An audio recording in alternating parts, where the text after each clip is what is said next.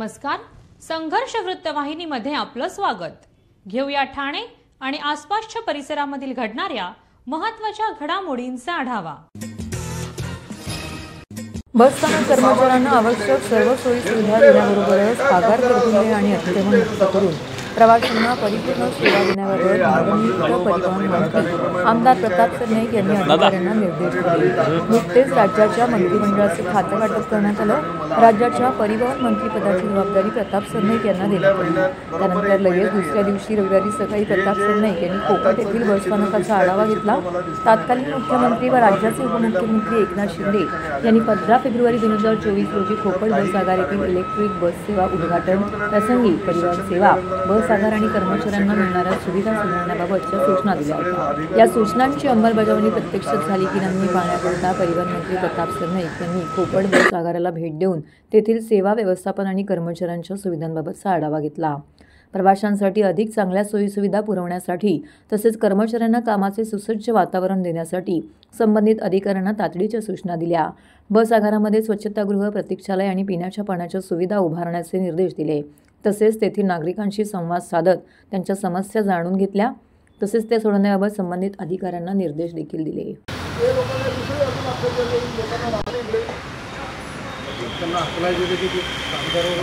असं काही नाही, कामगार किती आहेत ते लोक 4 आहेत आणि कामगार 40 आहेत. पोलिसांची मदत घ्या. राज्याचे तत्कालीन मुख्यमंत्री आणि शिवसेना पक्षाचे आमचे नेते उपमुख्यमंत्री एकनाथ शिंदे साहेबांनी त्या ठाणे आगाराला भेट दिली होती. त्यावेळेस इलेक्ट्रिक बसचं लोकार्पण करण्यात आलं होतं आणि तो कार्यक्रम संपल्यानंतर परिवहन सेवेचे सगळे प्रमुख पदाधिकारी अधिकारी या ठिकाणी उपस्थित असताना प्रामुख्यानं बस आगाराच्या व्यवस्थेसंदर्भात त्यांनी पाहणी केली आणि जे एसटी कामगार आहेत त्यांना पाण्याची व्यवस्था, शौचालयाची व्यवस्था वगैरे व्यवस्थित आहे काही नाही याची पाहणी केली असता त्यांनी ताबडतोब त्यावेळेस पराग जैन आणि कुसेकर होते त्यांना इन्स्ट्रक्शन दिले होते की कुठल्याही परिस्थितीमध्ये ही जी सेवा सर्वसामान्य परिवहनच्या कर्मचाऱ्यांना स्वच्छता हवी असते किंवा गरम पाणी हवं असतं किंवा स्वच्छतागृह एकदम स्वच्छ हवं असतं, त्यांना झोपण्याची व्यवस्था चांगली हवी असते, ह्या सुविधा उपलब्ध करून द्या. परंतु आज 10 महिने झाल्यानंतर सुद्धा दुर्दैवानं सांगावंसं वाटतं की त्यातली काहीही पूर्तता झालेली नाही. सर्वसामान्य प्रवाशांना ह्या ठिकाणी पिण्याला पाणीसुद्धा स्वच्छ दिलं जात नाही आहे. शौचालयाची अवस्था अतिशय वाईट आहे. महिलांच्या शौचालयाची अवस्था वाईट आहे. कर्मचाऱ्यांची आंघोळीची व्यवस्था किंवा त्या ठिकाणी जे प्रसाधनगृह आहे गरम पाण्याची व्यवस्था नाही. आगाराच्या व्यवस्थापनानं मला सुरुवातीला सांगितलं होतं की गरम पाण्याची व्यवस्था केलेली आहे आणि खोटं सांगितलं होतं त्याने की वर गिझर आणि हीटरची व्यवस्था केलेली आहे, सोलर सिस्टीमची व्यवस्था केलेली आहे. पण जी वस्तुस्थिती बघितली तर तेही निदर्शनास चुकीच्या ह्या गोष्टी सगळ्या आलेल्या आहेत. पहिलाच दिवस आहे त्यामुळे कुठल्याही प्रकारचा कुणावरही कारवाई करण्याचा हेतू नाही आहे. परंतु शेवटी शिस्त ही प्रत्येक डिपार्टमेंटला येणं गरजेचं आहे आणि हे ठाण्याचं आमचं घर आहे. घरापासून स्वच्छतेला सुरुवात करावी असं मला वाटलं म्हणून पहिल्या दिवशी मी या ठिकाणी आलेलो आहे. आणि भविष्यामध्ये महाराष्ट्रातील इतर जी बस आगार आहे त्या ठिकाणी जाऊन पाहणी करणारे प्रवाशांच्या समस्या पण ऐकल्यात. बऱ्याच प्रवाशांनी समस्या अशा सांगितल्या की कुठल्याही गाड्या ह्या वेळेवर येत नाही. 2-2, 3-3 तास आम्ही लहान मुलांना आणि ज्येष्ठांना घेऊन या ठिकाणी थांबलो आहे, परंतु आम्हाला माहिती पण या ठिकाणी योग्य प्रकारे मिळत नाही की गाडी केव्हा येणार आहे. ह्या अशा काही मोठ्या समस्या नाही आहेत, परंतु योग्य प्रकारे जर त्याच्यावर नियंत्रण ठेवलं तर ह्या समस्यांचं निराकरण होऊ शकतं. मी यांना आता स्पष्टपणे सांगितलेलं आहे की ही सुरुवात आहे आणि मी राज्यातल्या प्रत्येक आगारामध्ये जाऊन प्रत्येक महामंडळाची ज्या ज्या ठिकाणी अशा व्यवस्था किंवा दुरावस्था त्या ठिकाणी पाहणी करणार आहे.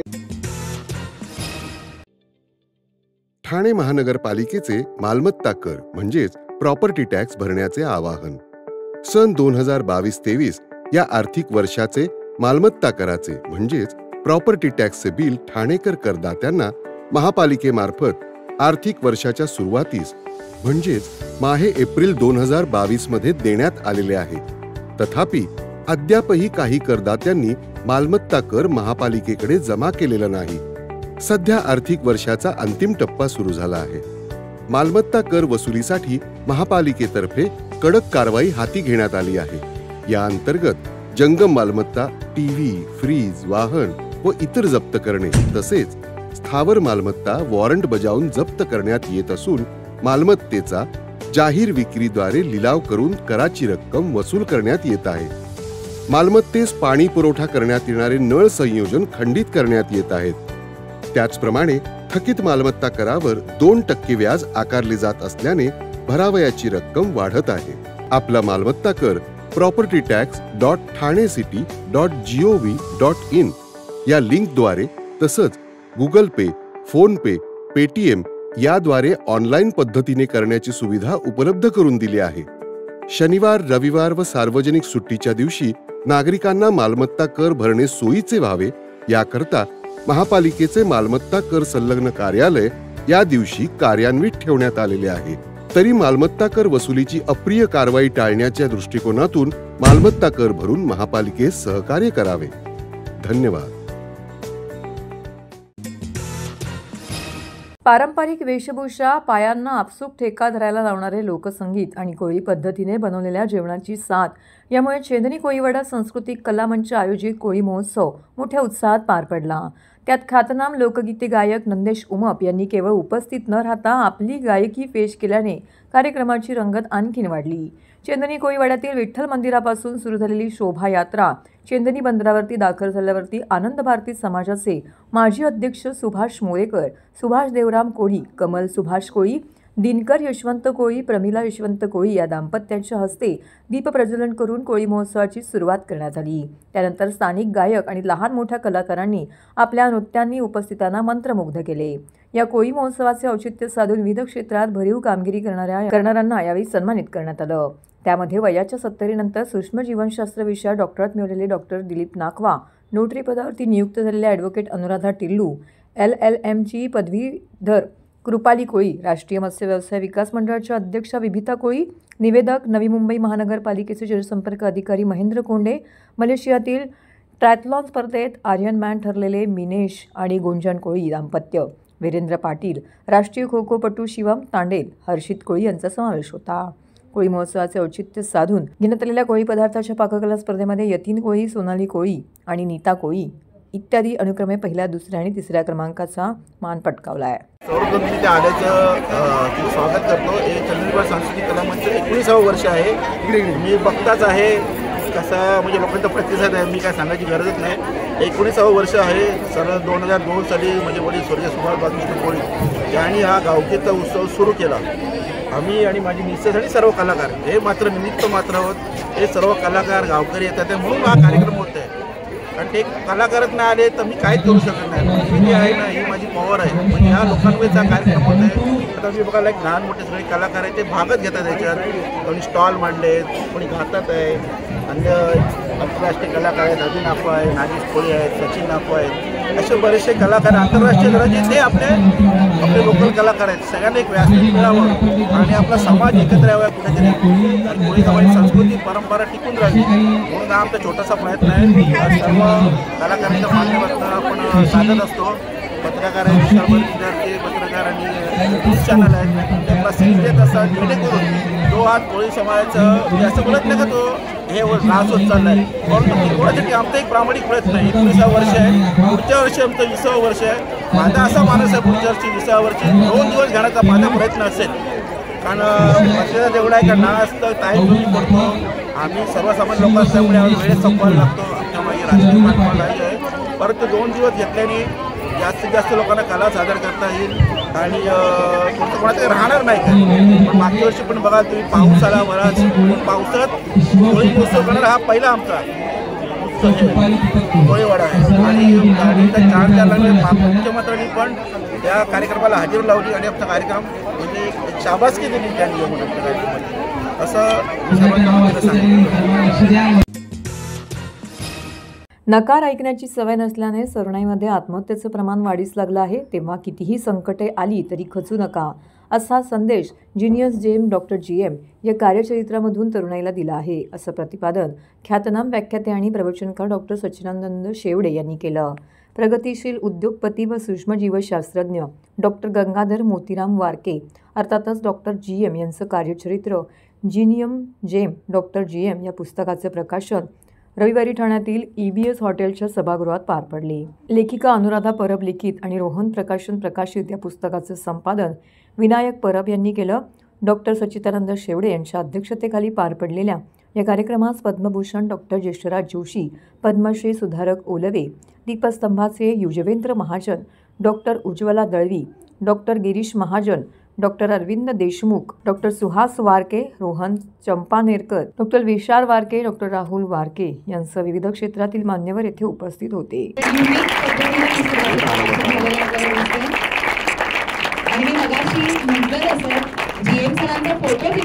जीनियस जेम हे पुस्तक जे आहे त्याचं नाव कसं पडलं, माझी आई वडिलांना माझ्या जेम म्हणायची. जेम म्हणजे हिरा आणि GM त्यांची इनिशियल्स आहेत. तर तिथून ते लहानपणापासून मी ऐकत आलो आणि या पुस्तकात त्यांच्या आयुष्याची त्यांनी वाटचाल दिलेली आहे. आणि ह्याच्यानी जसं मला, माझ्या भावाला, आमच्या परिवाराला सगळ्यांना उत्स्फूर्ती जी मिळते किंवा उत्स्फूर्ताने जे होतो, तसंच लोकांनी हे पुस्तक वाचावं. यामधनं लोकांना प्रेरणा आणि मार्गदर्शन मिळेल. आणि आज जो स्वतंत्र भारत आहे, 1000 वर्षांच्या त्रासातनं जो उभा राहिलेला भारत आहे, पुढच्या अवघ्या 20 वर्षात ह्या देशाचं भवितव्य आपण सुवर्ण घडवू शकतो. $3.9 ट्रिलियन ची इकॉनॉमी आज 25 ट्रिलियन होणार अवघ्या 20 ते 22 वर्षात. ह्यामध्ये लोकांना काहीतरी प्रेरणा मिळावी, ह्या दृष्टिकोनाने हे आपण पुस्तक सगळ्यांनी वाचावं. आणि ह्याचं पुढे आम्ही भाषांतर पण करणार, दुसऱ्या भाषांमध्येही आणू त्याला. अशी माझी नम्र विनंती आहे की सगळ्यांनी सर्वदूर हे पुस्तक वाचावं आणि ह्याच्यातनं प्रेरणा घ्यावी, जशी आम्ही आमच्या फॅमिलीत घेतली. नमस्कार, माझं नाव राहुल वारके. GM वारके यांचा मुलगा आहे. GM वारकेबद्दल किती बोलायला थोडं कमीच आहे, पण हे पुस्तक खास करून हे त्यांनी स्वतः लिहिलेलं आहे. हे प्रकाशन जरी संधी केलं ते मला आठवतं गेले 3-1 वर्षापासून स्वतः संध्याकाळी हे पुस्तक लिहायचे. ही त्यांची कथा खूप महत्त्वाची आहे, कारण की आजकालच्या नवीन पिढीला हिरो पाहिजे आहे. कोणाकडे बघावं हे बघायला पाहिजे, त्यांना कोणीतरी लीडर पाहिजे. प्रॉब्लेम असा झाला आहे की या नवीन पिढीमध्ये जे आपल्यासारखे सामान्य मुलं असतात ते कुठे पण पोचू शकतात आयुष्यात, हे खूप महत्त्वाची गोष्ट आहे. आणि ह्या पुस्तकातनं मुलांना प्रोत्साहन मिळेल, सगळ्यांना प्रोत्साहन मिळेल की किती कठीण आणि किती श्रमानंतर यश मिळतं. यशाची पायरी ही शेवटी असं म्हणतात की यश ही स्प्रिंट नाही आहे, ही मॅरेथॉन आहे, लांब रेस आहे. ह्या लांब रेसमध्ये जे टिकतात तसेच GM वारके सर आहेत. ते त्यांनी आयुष्यभर श्रम केला, अजूनही 84च्या वयात 12 तास काम करतात आणि त्या आनंदाने स्फूर्तीने काम करतात. वडील म्हणून त्यांनी मला खूप मार्गदर्शन केलं. नमस्कार, मी doctor Shweta Warke. Doctor GM Warke यांची मी धाकटी सून आहे. तर डॅडींना मी हा पुस्तक लिहिताना कोरोनाच्या अगदी सुरुवातीच्या दिवसांपासून बघितलेलं आहे. कारण तेव्हा ते सिनियर सिटीजन असल्यामुळे आम्ही त्यांना पाठवायचो नाही, पण तेव्हा त्यांनी हे ठरवलं की हा पुस्तक लिहायचा. आणि नोटपॅडवरती प्रत्येक शब्द लिहिणारे. आणि आत्ता आज आपण हे प्रकाशन बघतो आहे. वारके परिवारात येऊन मला ते 21 वर्ष झाले आणि हे पुस्तकच्या आधीचं जे मी नाही विटनेस केलेलं आहे ह्या पुस्तकाच्या थ्रू मला बघता येत आहे. आणि माझं हेच एक संदेश असेल सगळ्यांना की तरुण पिढींनी हे वाचावं पुस्तक. आंबेडकर आंबेडकरांचं म्हणणं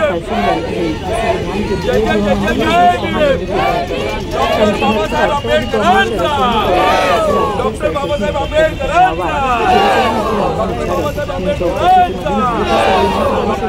आंबेडकरांचा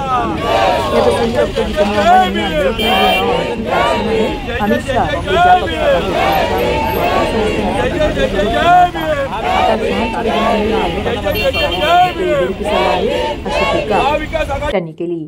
राष्ट्रवादी काँग्रेस, शरदचंद्र पवार पक्ष, काँग्रेस, शिवसेना, आप, सपा इत्यादी पक्षांनी ठाणे स्टेशन परिसरातील डॉक्टर बाबासाहेब आंबेडकर यांच्या पुतळ्यासमोर अमित शहा यांच्या निषेधार्थ आंदोलन केलं. या प्रसंगी आंदोलकांनी मोदी शहा यांच्या विरोधात जोरदार घोषणाबाजी केली. तडीपार तो तडीपार, त्याला काय समजणार घटनाकार, संविधानाचा अभिमान, डॉक्टर बाबासाहेब आंबेडकर हमारे भगवान, अमित शाह मुर्दाबाद अशा घोषणा यावेळी देण्यात आल्या.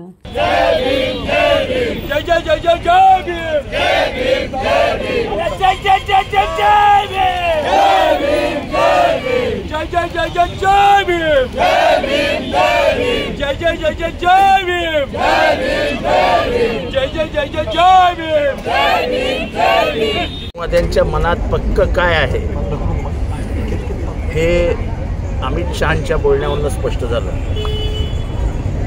आंबेडकर आंबेडकर आंबेडकर आंबेडकर आंबेडकर आंबेडकर आंबेडकर आंबेडकर आंबेडकर आंबेडकर आंबेडकर आंबेडकर आंबेडकर आंबेडकर आंबेडकर आंबेडकर आंबेडकर आंबेडकर आंबेडकर हे कोणाला फॅशन वाटते का? जेव्हा माणूस हे म्हणतो ना तेव्हा त्याच्या इथनं आलेलं असतं. इथनं आंबेडकर फॅशन नहीं, फॅशन है फॅशन. इसको समझो, ये हमारे अंतरात्मा की आवाज़ है. इसको फैशन मत कहो. और तुम जो स्वर्ग की दिशा दिखाने चाहते हो ना, अरे इससे हमको इंसान कह के इस दुनिया में तो जीने दो. हमको नरक से बाहर निकाला डॉक्टर बाबा साहब अम्बेडकर, वरना हमको तो जीने नहीं देते आप. हमको स्वर्ग नहीं चाहिए. हमको स्वर्ग क्या है देखा भी नहीं हमने, पर हमको ये मालूम है हम उसका नाम लेंगे कम से कम नरक से तो बच जाएंगे. और ये कहने की आपकी हिम्मत ही बताती है कि आप कितने मनुवादी है. और मैं देश और महाराष्ट्र को याद दिलाना चाहता हूँ कि संविधान के ऊपर सबसे बड़ा हमला अगर कहीं हुआ है तो 1950 में जब इन लोगों ने कहा था कि संविधान हमारे लिए नहीं, हमारा संविधान मनुस्मृति है. ये मैं नहीं कह रहा हूँ, ये इनकी मातृ संगठन RSS ने कहा था. और इसका कोई गवाही वगैरह चाहिए तो इनका जो पाक्षिक था, ऑर्गेनाइजर नाम का जो इनका पाक्षिक था, उसमें आज भी ये सब लिखा हुआ है. आज महाविकास आघाडीच्या माध्यमातून या ठिकाणी हे आंदोलन छेडलेलं आहे. मला वाटतं संपूर्ण देशामध्ये संतापाची लाट निर्माण झालेली आहे आणि सर्व ठिकाणी लोक रस्त्यावर उतरून त्याचा निषेध करतायत. ज्या महामानव डॉक्टर बाबासाहेब आंबेडकरांच्या माध्यमातून आपल्या या देशाला संविधान मिळालं आणि या देशाला दिशा देण्याचं काम या संविधानाच्या माध्यमातून झालेलं आहे. आणि ज्या पार्लमेंटमध्ये या ठिकाणी जो काय अपमान केलेला आहे त्याचा निषेध करण्यासाठी आज आम्ही इथे जमलेलो आहोत. मला वाटतं देशाचे गृहमंत्री यांनी राजीनामा द्यायला पाहिजे आणि आज संपूर्ण देशामध्ये संपूर्ण लोक रस्त्यावर उतरलेले. मुघलांनी 1000 वर्ष राज्य केलं, पण मुघल सुद्धा या ठिकाणी आपल्या देशाची जी हिंदुत्वाची निशाणी आहे ते मिटवू शकले नाहीत. आज हा हिंदुत्वाचा कांगावा करून ही मंडळी देशामध्ये अराजकता पसरवण्याचा प्रयत्न करतायत. त्यातच त्यांनी ज्यांच्या जीवावरती ते आज संसदेमध्ये बसतात, की ज्यांच्यामुळे ते संसदेमध्ये बसण्याचा त्यांना अधिकार मिळाला आहे, अशा परमपूज्य बाबासाहेब आंबेडकरांचं नाव पुसण्याचा प्रयत्न ते लोक करतायत देवाला पुढे करून. देव कधीही हा माणसात असतो. देव हा कोणी पाहिलेला नाही, देव हा माणसात असतो. आणि म्हणून परमपूज्य बाबासाहेब आंबेडकरांनी मानव जातीची सेवा करण्यासाठी एक सर्वसमावेशक घटना बनवलेली आहे. ती घटना पुसण्याचा प्रयत्न हे लोकांनी देशामध्ये आज त्यांनी मुस्लिमांच्या विरोधात प्रयत्न केला, काल परवा हिंदू मुस्लिम करून आता ते आंबेडकरी जनता आहेत त्यांना बाजूला करण्याचा प्रयत्न करतायत. कुठेतरी एका विशिष्ट जाती धर्माच्या लोकांना एकत्र करून बाकीच्या लोकांना बाजूला करून हा देश हातात घ्यायचा प्रयत्न करतायत. भांडवलशाही या ठिकाणी माजवण्याचा प्रयत्न करतात. त्याचा विरोध महाविकास आघाडी इंडिया अलायन्स सातत्याने करेल. बाबासाहेबांबद्दल जे काढलेले उद्गार आहेत त्याच्याबद्दल संपूर्ण देशभरात निषेध आंदोलन होत आहे. आणि म्हणून ठाणे शहरामध्ये महाविकास आघाडी आणि इंडिया अलायन्स तर्फे सन्माननीय राजन विचारे साहेब असतील, जितेंद्र आव्हाड साहेब असतील आणि इतर सर्व पक्षाचे कार्यकर्ते आणि अध्यक्ष सुहास देसाई, केदार दिघे, नरेश मणेरा सगळे आणि महिला आघाडी प्रमुख सगळ्यांच्या आणि फ्रंटलच्या कार्यकर्त्यांच्या बरोबर घेऊन नेतृत्वाखाली जितेंद्र आव्हाड, राजन विचारे साहेब यांच्या नेतृत्वाखाली हे आंदोलन. पत्रकारिता करत असताना पर्यावरण संवर्धनाच्या बहुमूल्य योगदानासाठी ज्येष्ठ पत्रकार डॉक्टर प्रशांत रेखा रवींद्र सिनकर यांना नवी दिल्लीतील ओएसिस वर्ल्ड रेकॉर्ड यांच्या वतीने राष्ट्रीय स्तरावरती दिला जाणारा भारतीय रत्न आणि मुंबईतील पत्रकार विकास संघाच्या प्रतिष्ठेचा PVS एक्सलन्स पुरस्काराने गौरव करण्यात आला आहे. मुंबई ठाणे जिल्ह्याबरोबरच पालघर जिल्ह्यातील शहरी ग्रामीण आदिवासी पाड्यातील पाणी आणि पर्यावरण जनजागृतीसाठी ज्येष्ठ पत्रकार डॉक्टर प्रशांत रेखा रवींद्र सिनकर यांच्या पत्रकारितेची दखल सरकार दरबारी राष्ट्रीय आंतरराष्ट्रीय स्तरावर घेतली आहे.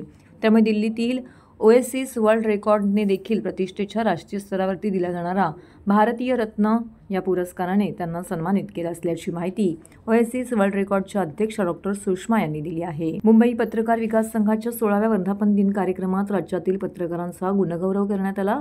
मालाडमध्ये झालेल्या सोहळ्यामध्ये डॉक्टर प्रशांत रेखा रवींद्र सिनकर यांना मान्यवरांच्या उपस्थितीमध्ये PVS एक्सलन्स हा पुरस्कार देण्यात आला असल्याचं पत्रकार संघाचे अध्यक्ष आनंद मिश्रा यांनी सांगितले. तर हे होतं संघर्ष वृत्तवाहिनीचं आजचं बातमीपत्र. उद्या पुन्हा भेटू याच वेळी याच ठिकाणी ताज्या घडामोडींसह. तोपर्यंत नमस्कार.